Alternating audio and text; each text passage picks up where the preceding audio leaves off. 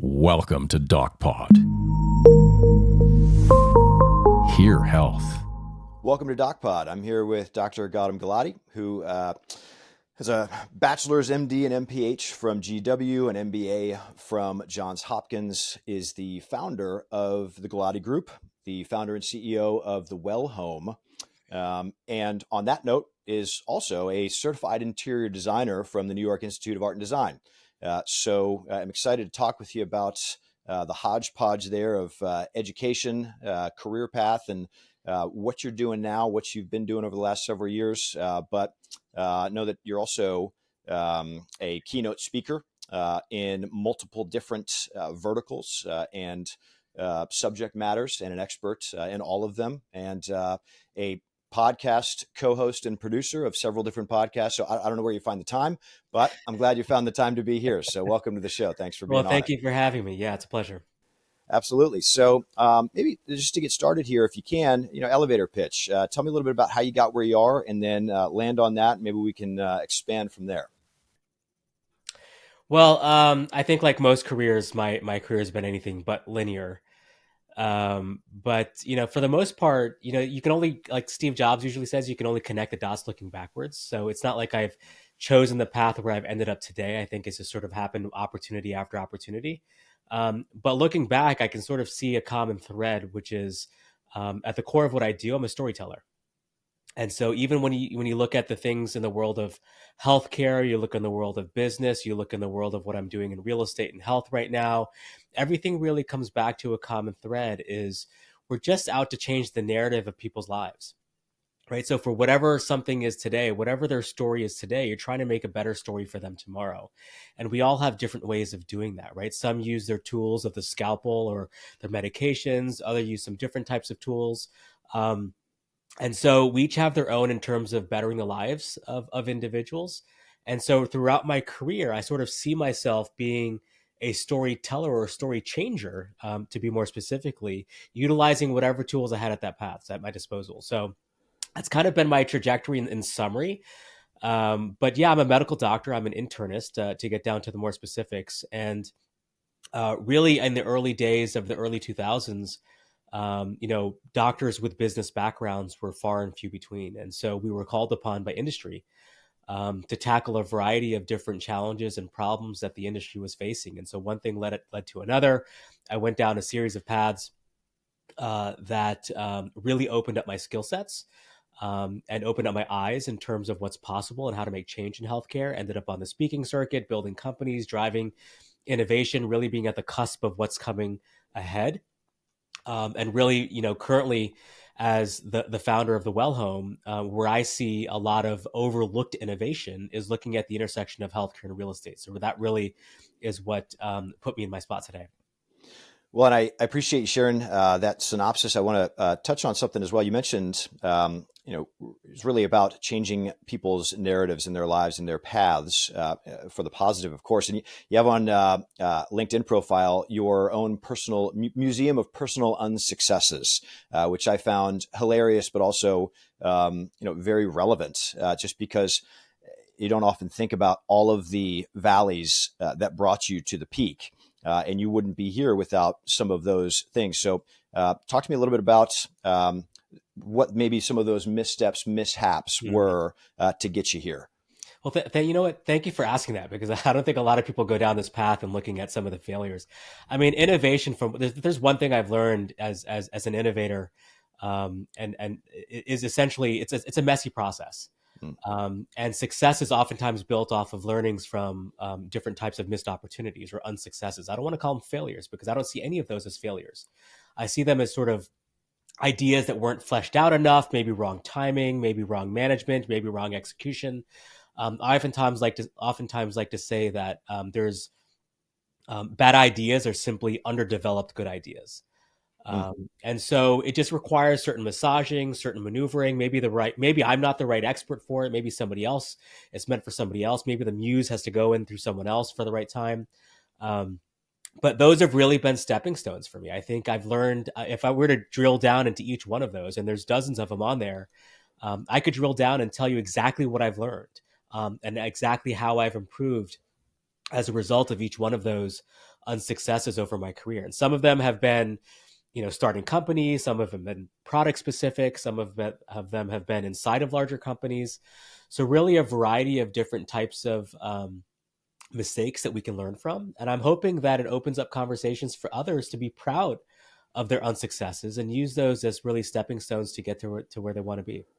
Well, I think that's very important, right? Because for an entrepreneur, but even especially for a physician, people make mistakes. We are human, and that's human nature.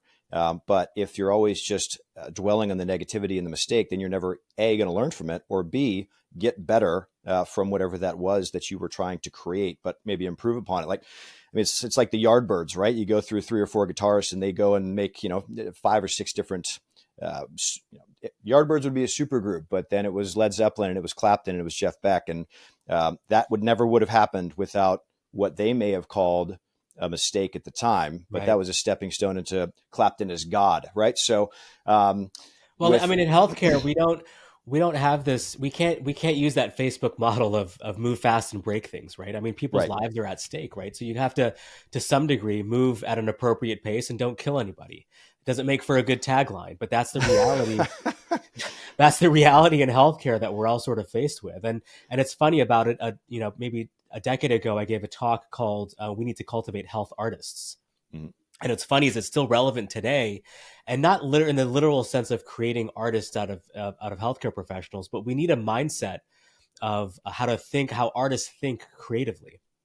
And I think, it's not that they're just messy and doing things at risk. I think they're very intentional about some of the practices and techniques of ways of innovating and creating that I think that we can apply to our field of healthcare. And we just don't think about it from that context.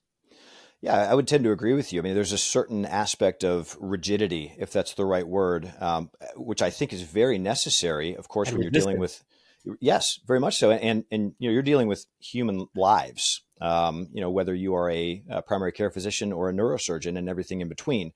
So there has to be that structure. But, to your point, an air of creativity never hurt anyone, especially when you're innovating in the field of medicine, right? Whether it's an AI implementation, whether it's through research, whether it's the invention of the latest and greatest medical device, there has to be the mix of the two, which would create something even better than what book smarts would only dictate, and maybe what street smarts may on the other side. Yeah, absolutely.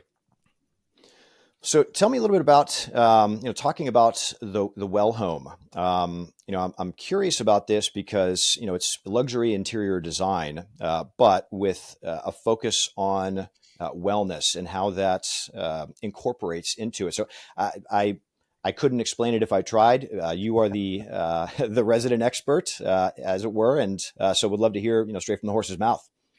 Yeah, so it wasn't a concept that just sort of, sprung out. I think it developed over the course of time, like we talked about earlier. It's just sort of a series of events and experiences and observations. And of course, with an innovative mindset that I've been in my career, I'm always looking for, where are some of the missed opportunities or overlooked opportunities that just doesn't make sense in today's world, and how do we build upon that? And so, very simply, the Well Home, we design spaces that are focused on longevity and health and well-being. And that can mean a variety of things. We can work in the luxury space. We can also work at, some of the other types of environments as well, in residential spaces and commercial properties, as well as hospitality. But at the end of the day, I think every great idea oftentimes stems from a personal experience. And that was certainly the case here. So this actually, even though it's only been a couple of years old in terms of us releasing the Well Home into the public markets, but the idea and the seed of the idea started in 2012 when my dad had developed Alzheimer's. And as a medical doctor, we're a family of medical doctors, and he's a medical doctor himself. He ended up having a rapidly progressive form called Lewy body dementia. Mm. And within a couple of years, my mother and him had to move into our home. And so, me and my family became the primary caretakers of him. And so despite getting all of the best medical treatment with the best care and the best doctors, the things that actually made a difference in his health outcomes and his quality of life were the ways that he navigated and moved around, and lived inside of our home. And I think that was a real eye opener. So we started to look at things like, how does lighting impact sundowning, and agitation that occurs with sundowning in the evening? How do we make him feel more connected in our conversations, even though he couldn't communicate specifically with us? How do we avoid trip hazards? How do we avoid elements of fleeting, utilizing cameras or digital health tools if he's at a fall risk or a flight risk? When did we move him to the main floor? When did we put grab bars in? So there's all sorts of questions that arose. In fact, we actually now have a 100-point checklist just for dementia-specific patients who are living inside of their homes, on ways that they can essentially improve or make slight modifications that aren't necessarily costly, but really make a significant impact in terms of their health outcomes and quality of life. And so that was really the genesis of how the concept started, looking at it through the lens, looking at our homes through the lens of any medical conditions that we're living with. And so if you look at just the sheer numbers, about 2/3 of the population is actually living with one or more chronic condition. And of that, about 45% are living with two or more. And then you fast forward to the impact of what COVID has done and the pandemic and the shutdown. We spend over 76% of our time inside of our own home. And those two combined, no one has ever looked at the home as a vessel or a vehicle for health promotion or disease prevention. Mm-hmm. And so the aha moment really hit there when I looked back and I said, why isn't anyone doing anything about this? And I had conversations with architects and builders, and there really was no intention of looking at the home as an opportunity to promote health and prevent disease. And so we started doing that. And, we serve a variety of different markets. Some are in the longevity focused space where we do a lot of luxury wellness upgrades. For example, like the saunas and the plunge pools and the living green walls and the hyperbaric oxygen. But we also focus on some of the core elements of, pure air filtration, pure water filtration, non-toxic materials, and then everything in between. In fact, we have about 75 different elements that we can incorporate inside the home. But then there's another arm, which is we're still sort of massaging a little bit, which is how do you make this affordable enough that for people who are living with migraines or dementia or autism or heart disease, what are some things that we can actually do inside of the home to move the needle for those populations? And so we're working with a couple of builders to really try to figure out that equation, and how do we essentially scale that to democratize it so it makes it affordable for all. And I have to think that as someone who would be a consumer or a purchaser, customer of any of these products or services, or implementing them in their home, you're not just thinking about the comfort level and the wellness of somebody who may be living with you, or that you may be the caregiver for, but it's yourself as well. Because I have a family member that had dementia and Alzheimer's, but I have friends who are caregivers for family members as well in the same manner. And it's a labor of love, but it's a labor nonetheless. And it's your own wellness that you're also thinking about, so as to make it as convenient for the person you're giving care for, but so that it's not as taxing on yourself. And some of these little things that you mentioned you could change that aren't super costly, that you can put in 4 or 5 things in your house. Oh, you just changed your life, basically. Yeah. Well, I mean, there's some interesting challenges, that we face. So people oftentimes think like disease, occurs overnight, right? So the heart attack at 60 or 70 years old started when you were 20. Mm-hmm. And so I oftentimes like to say that our biography is our biology. How you live your life over the course of time ultimately results in the health implications down the road. And so what we do is we ask all of our patients / customers or clientele to really take this assessment tool that we call the 7 levers of bioharmony, and that look at some of the basics around sleep, movement, nutrition, connection, mindfulness, stress, safety, etc. And then we ask a question about life in reverse, like imagine your last decade and what you're doing. And then what we try to do is give recommendations in terms of, depending on where they are in their stage of life, reverse engineer that into things that they should be doing and can be doing inside of their home automatically. And so, we've designed homes to be the opposite of health promotion, right? They're designed to be lazy for the most part. So in essence, we've designed sickness into our lives so we can do the alternative and design health into our lives. And how do we use our home and the designs of our homes to make health our default state of action, versus sort of the difficult state of action, which is what it is today. And give me some examples of that, right? So I assume it's not a treadmill in every room, and you don't have a Peloton, in the bathroom. What are some of the things that changes that you've implemented into patient X's home or customer X's home that says, when I'm 70, I still want to be walking around, I still want to be golfing, I still want to be fill in the blank. Yeah. Yeah. No, great. So that's, I like to bring it down to the specific application. So let's just take two examples. We'll start with the movement one that you just talked about, and then we'll talk about a sleep one, which are very simple stuff that we can do. So from a movement standpoint, I'll just give you some examples. Like a lot of people do have a machine in their home, right? They have a bike or they have a treadmill or something. And oftentimes it double serves as sort of a laundry collection device where you sort of hang in your laundry and, right. I mean, ours was like that for a period of time as well, but oftentimes we make excuses, right? We get up in the morning, we say, oh no, I don't know where my shoes are. I got to get my clothes and I have to get some water and so forth. And so there are these elements of friction, right? If you've ever read the book, James Clear's Atomic Habits, which I think is a great book for people to understand how our habits work, but he talks about this element of friction. If you can essentially reduce friction between you and the positive behaviors or habits that you want to achieve, and increase friction between you and the negative behaviors that you want to achieve, you can essentially slowly start to achieve your goals. And so what do I mean by that in terms of movement? So I'll just give you specific examples in my own home. I've got a bike. I religiously, once you get over the element of being able to get up, and we'll talk about sleep as a whole separate thing, as an important element of things, but I get up and I make working out and exercising super easy by having everything ready and reducing that friction from before. So my shoes are ready, my sweat towel's ready, my clothes are ready. My water bottle is already set to go.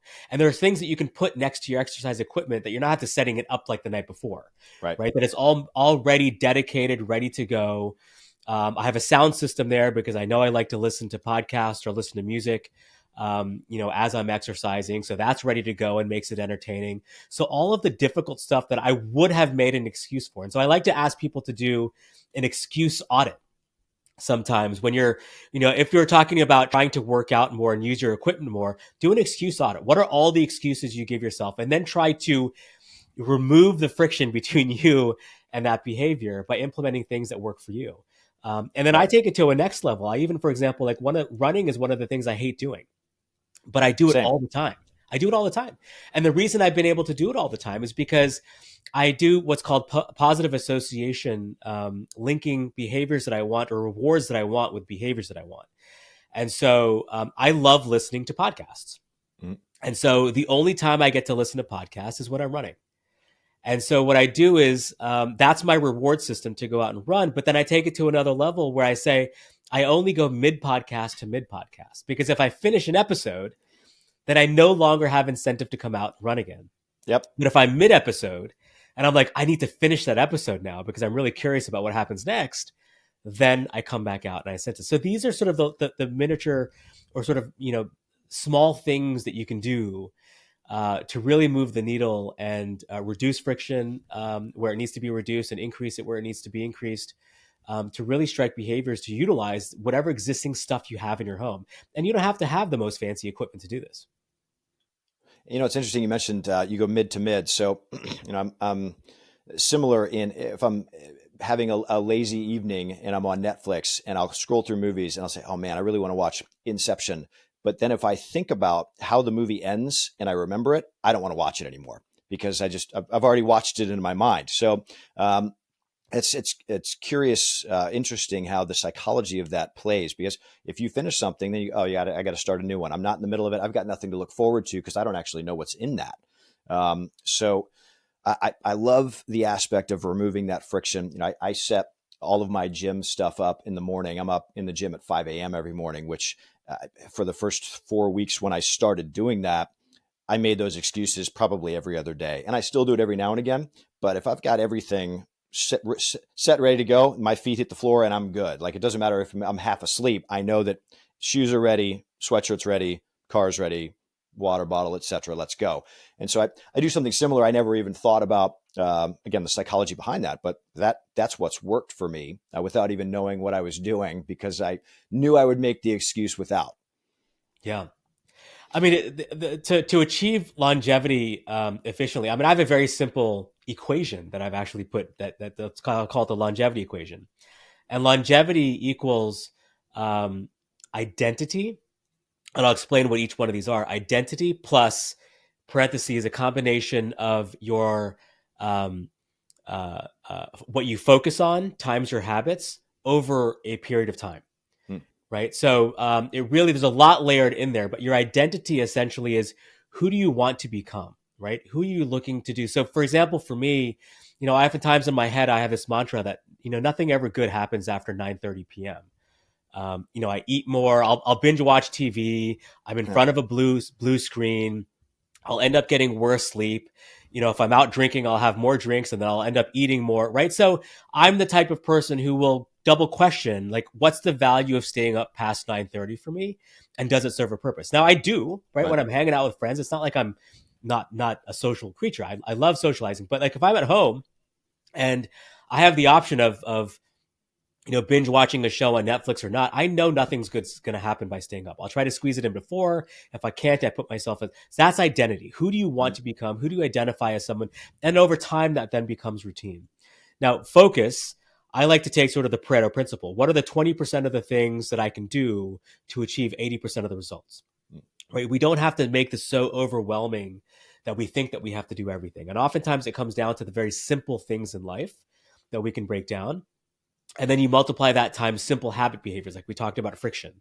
How do I then take what I'm focusing on and then creating the appropriate habits around that and just slowly doing that over the course of time? That's it. That's the simple equation to longevity.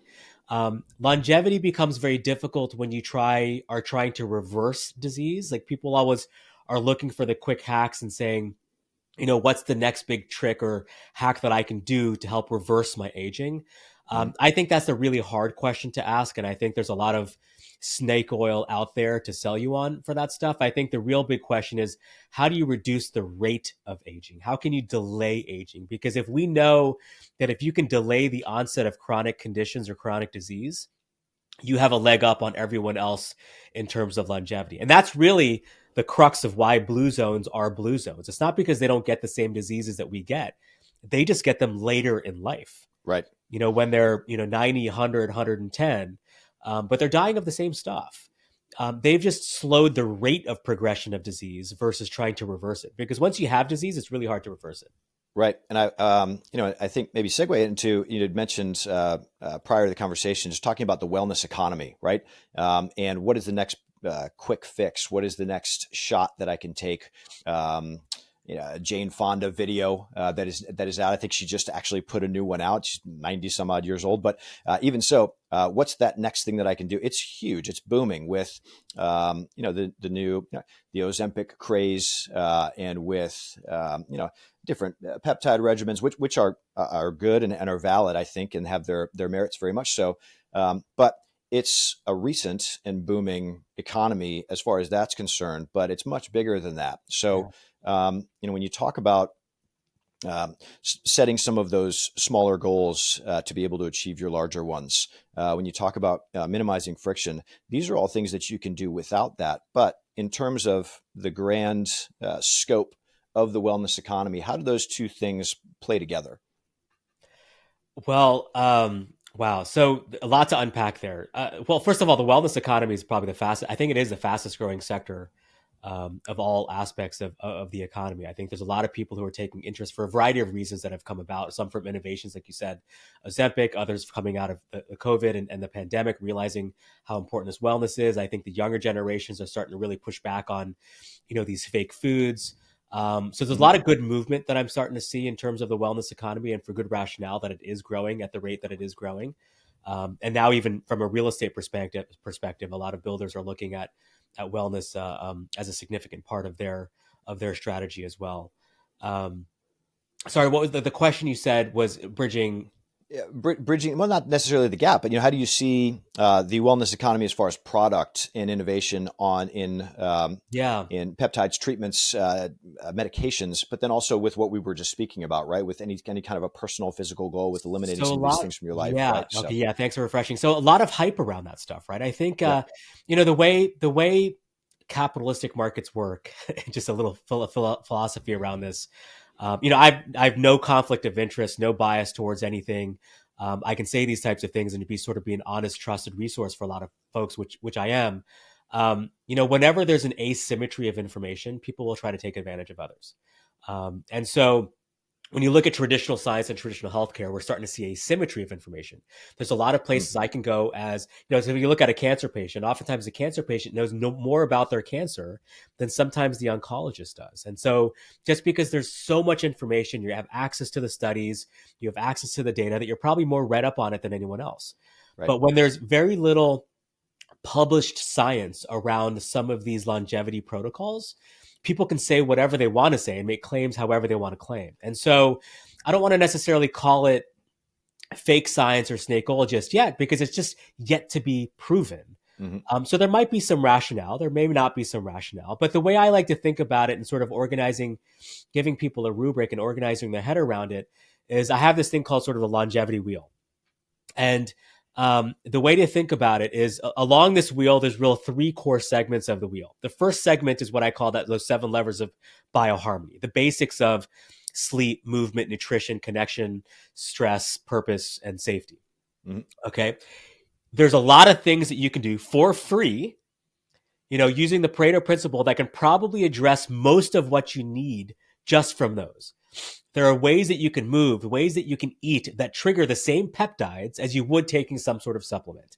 So start naturally there, okay?